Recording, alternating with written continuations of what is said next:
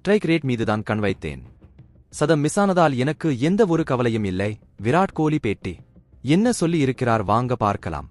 பஞ்சாப் அணிக்கு எதிரான போட்டியில் ஸ்ட்ரைக் ரேட் மீது ஒரு கண் வைத்திருந்ததாக ஆர்சிபி நட்சத்திர வீரர் விராட் கோலி தெரிவித்துள்ளார்.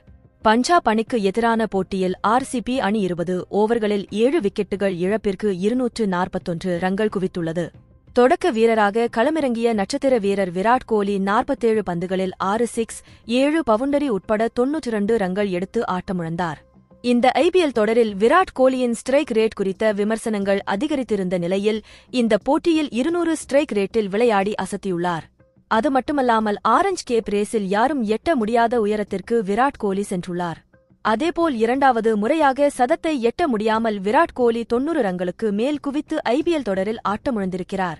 அதேபோல் பின்னர்களை விராட் கோலி வெளுத்து கட்டியது ரசிகர்களிடையே ஆச்சரியத்தையும் வரவேற்பையும் பெற்றுள்ளது. இந்த இன்னிங்ஸ் குறித்து விராட் கோலி பேசுகையில், ஸ்ட்ரைக் ரேட்டை சீராக உச்சத்தில் வைத்திருக்க வேண்டிய தேவை இருந்தது. இந்த பிட்சில் நானும் டூ பிளஸிஸும் இணைந்து பேட்டிங் செய்தபோது வேகத்தை குறைத்ததால் என்ன நடந்தது என்று அறிந்து கொண்டோம். ஒரு பக்கம் நல்ல வேகத்திலும் பிட்சின் மற்றொரு புறம் ஸ்லோயர் பந்துகளும் நன்றாக ஈடுபடுகின்றன. பேட்டிங்கின் போது 230 ரன்கள் எடுத்தால் சமாளிக்க முடியும் என்று கணித்திருந்தோம். அது மட்டுமே எங்களின் மனநிலையாக இருந்தது. கடைசி ஓவரில் ஹர்ஷல் படேல் மிரட்டிவிட்டார் என்றே சொல்லலாம். அந்த ஓவரில் 3 விக்கெட்டுகளை விடவில்லை என்றால் நிச்சயம் 250 ரன்களுக்கு மேல் குவித்திருக்க முடியும்.